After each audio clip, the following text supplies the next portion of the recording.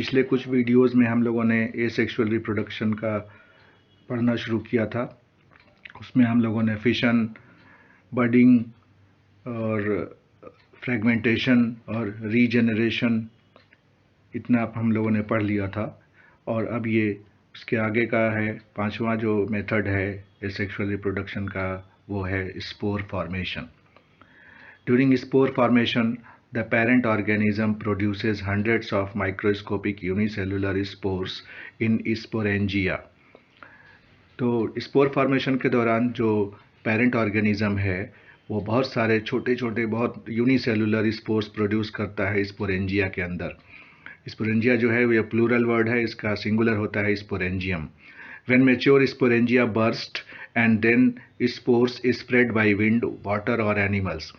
जब वो स्पोरेंजिया जो है वो मेच्योर हो जाता है तब वो बस्ट करता है और स्पोर्स हवा में या पानी में या एनिमल्स के ज़रिए वो एक जगह से दूसरे जगह फैल जाते हैं। When these spores land on some suitable thing under favorable conditions, they germinate and produce new organism. और जब ये स्पोर कहीं ऐसे जगह पड़ जाते हैं जहाँ पे कि फेवरेबल कंडीशन हो तो वो ग्रो करते हैं, जर्मिनेट करते हैं और नए ऑर्गेनिज्म को बना लेते हैं। For example, the bread mould that is Rhizopus reproduces by the method of spore formation. Bacteria also reproduce by the method of spore formation.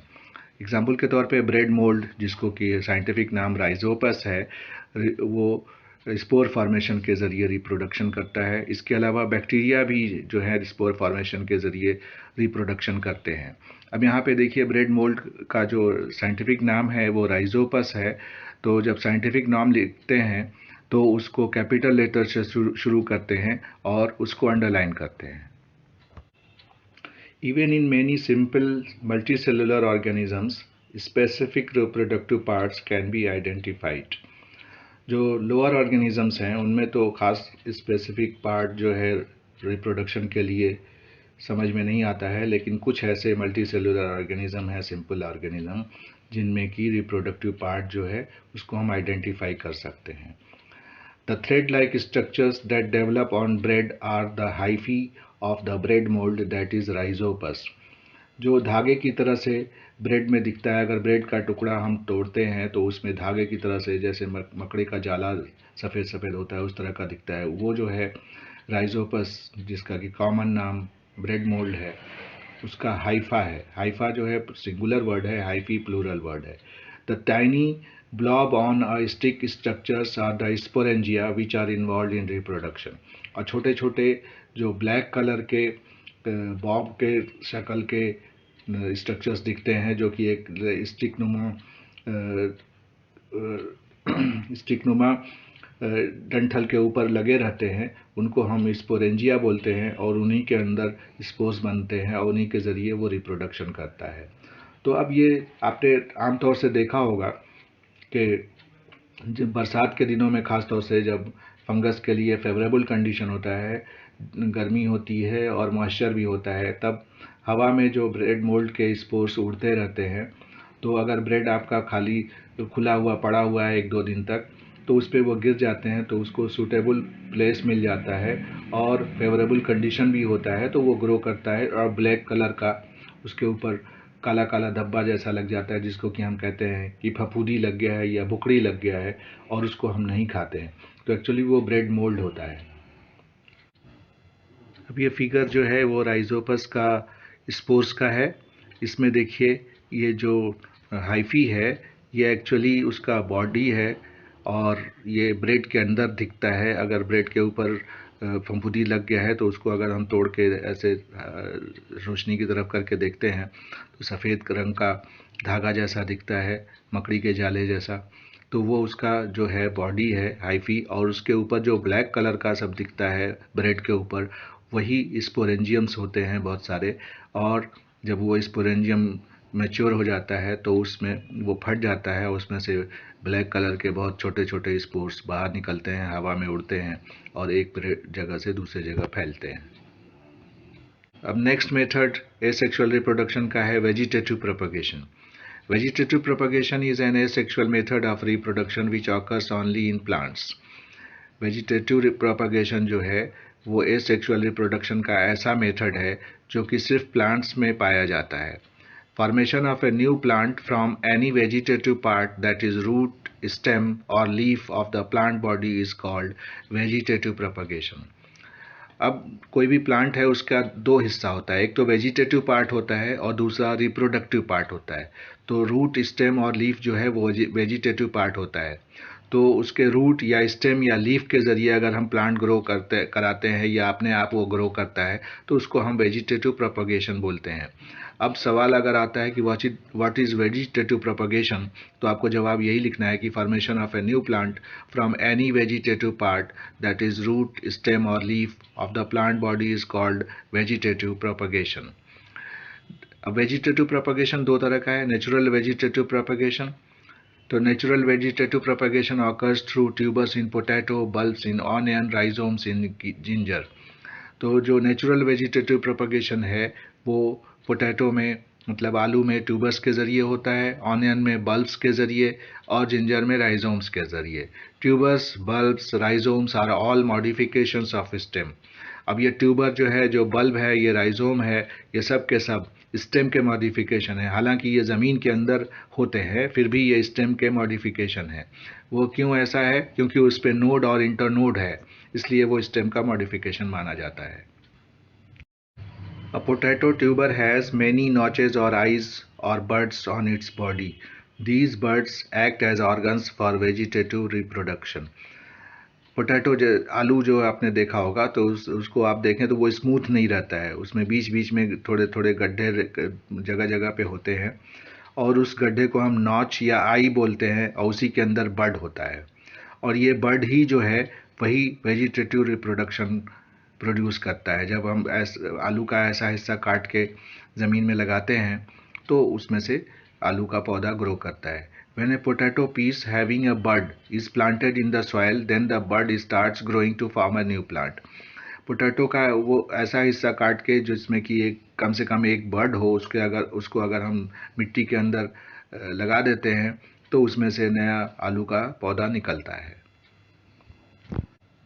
अब ये फिगर जो है वो पोटैटो में वेजिटेटिव प्रोपगेशन को शो कर रहा है। पोटैटो का एक हिस्सा काट के ज़मीन में लगा दिया गया जिसमें कि कुछ गड्ढे जैसे दिख रहे हैं जिसके के अंदर बड है, उसमें से कोई बड एक या एक से ज़्यादा भी बड ग्रो करके पोटैटो का नया प्लांट बना लेता है। Money plant can also be grown by vegetative propagation by using a piece of its stem containing at least one leaf on it. Money plant को भी हम वेजिटेटिव प्रोपगेशन के ज़रिए ग्रो करा सकते हैं उसके स्टेम कटिंग से। तो ऐसा हम स्टेम का एक टुकड़ा लेते हैं जिसपे कि कम से कम एक पत्ती हो, मतलब पत्ती के पास एक बड भी होता है, उसी बड के ज़रिए नया पौधा ग्रो करता है। The point on the stem where a leaf is attached is called a node. और जहाँ स्टेम का वो हिस्सा जहाँ पे कि लीफ अटैच रहता है उसको हम नोड कहते हैं।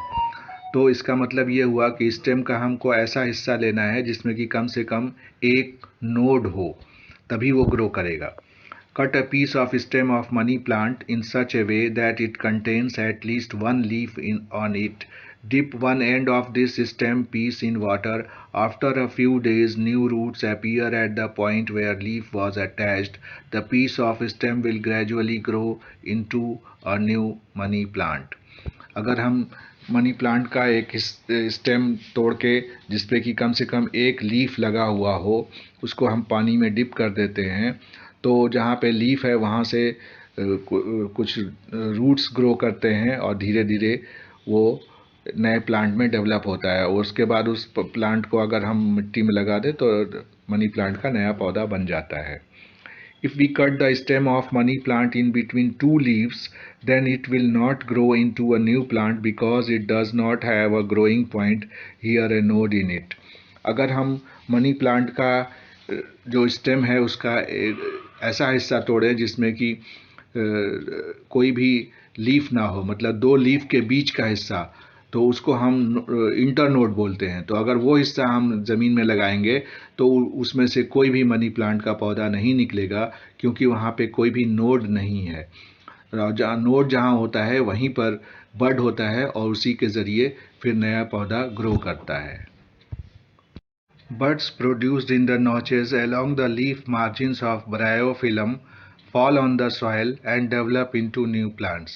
अब ब्रायोफिलम एक पौधा है जिसमें कि पत्ती के ज़रिए वेजिटेटिव रिप्रोडक्शन होता है। उसके पत्तियां ऐसी मोटी मोटी होती हैं और उसमें नॉच होता है, मतलब गड्ढे जैसे होते हैं किनारे पे।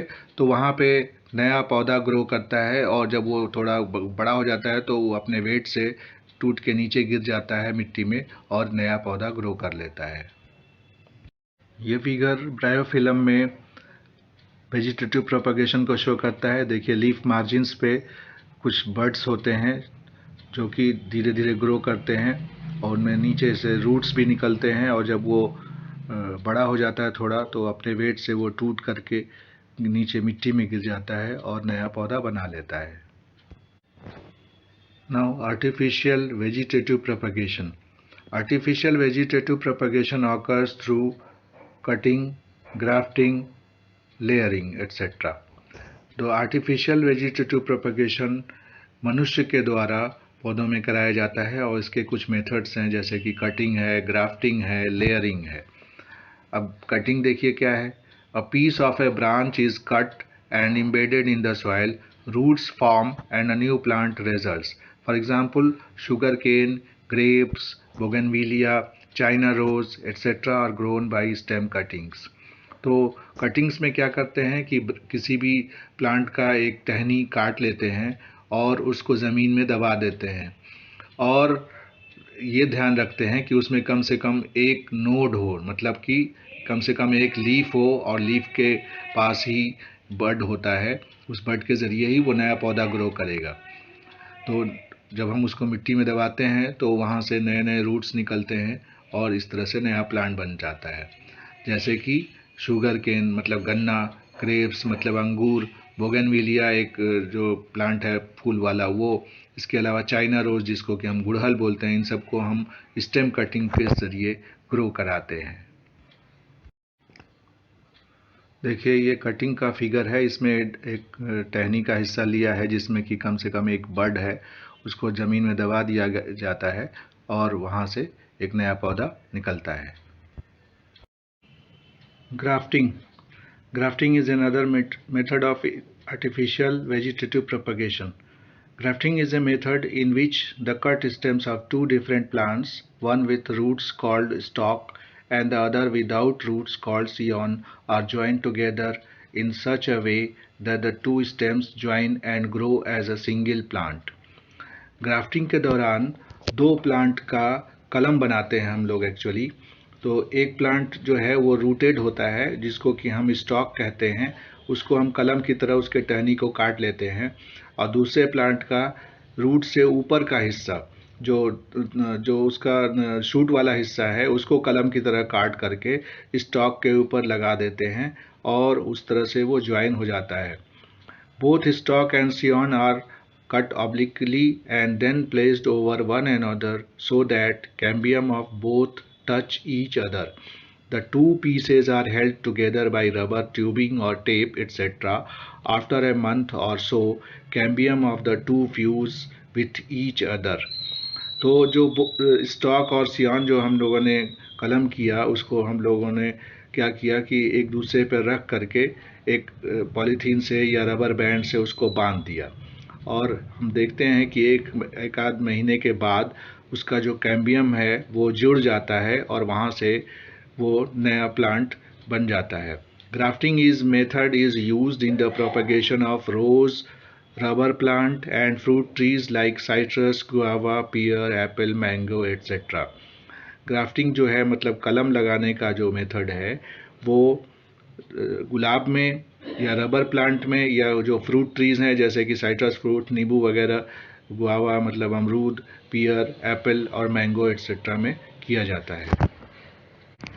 ये ग्राफ्टिंग का फिगर है। देखिए इसको हम अपने देहाती भाषा में कलम लगाना बोलते हैं। तो एक पौधे का जो तना है उसको हम लोगों ने कलम की तरह काटा जिसको कि हम स्टॉक बोल रहे हैं, जो कि रूटेड प्लांट है, मिट्टी में लगा हुआ है, और दूसरा प्लांट का ऊपर का हिस्सा देखिए, उस जिसको कि हम सियॉन है उसको भी ऑब्लिकली काट लेते हैं कलम की तरह से, और फिर दोनों को एक दूसरे के ऊपर रख करके हम उसको पॉलीथीन से या रबर से या किसी कपड़े से बांध देते हैं।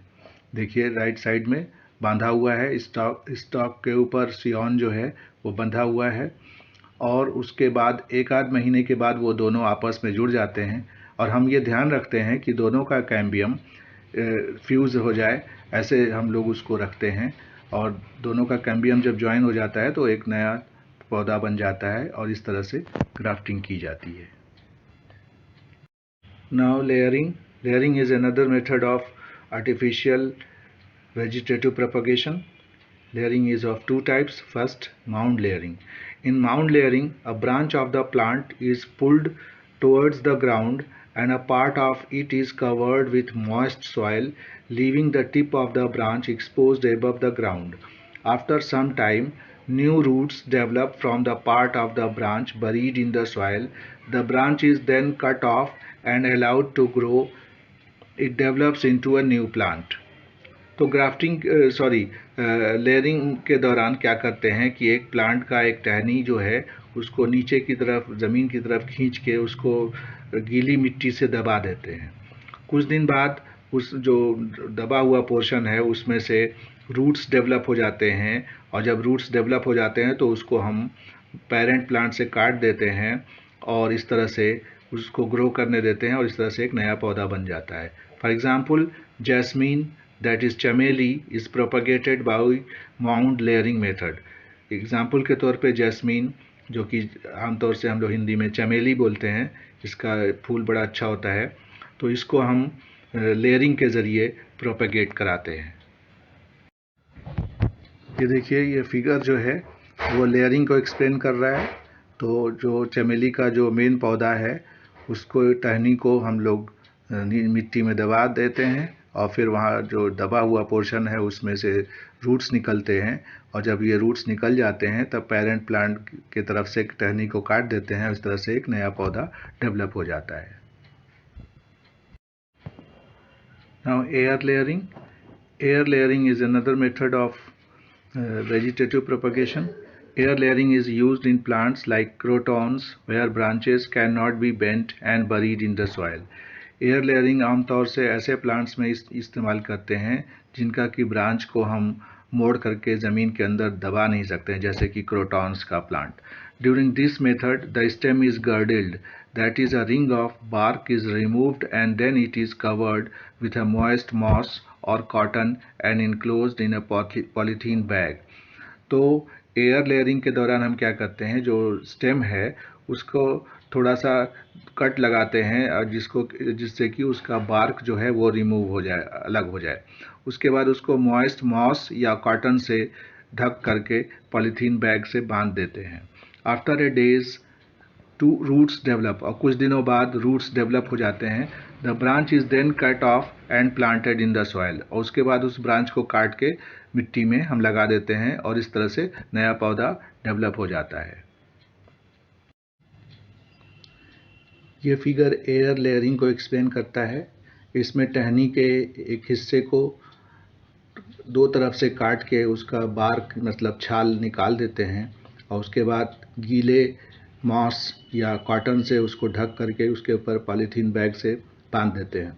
कुछ दिनों बाद वहाँ रूट डेवलप हो जाता है।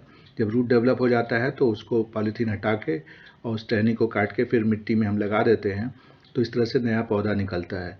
और ये जो गर्डिल करके मतलब बार्क निकाल के और जो हम गीले कपड़े या गीले मांस से उसको ढकते हैं और पॉलीथीन बैग से उसको कवर कर देते हैं, तो इसको हम गूटी बोलते हैं।